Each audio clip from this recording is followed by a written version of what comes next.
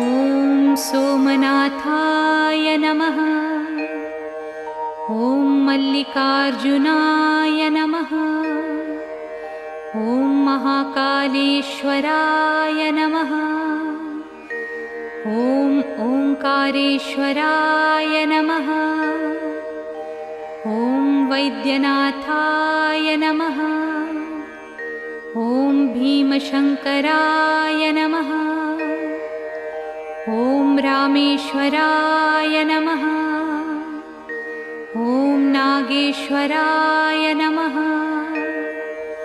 ॐ विश्वेश्वराय नमः।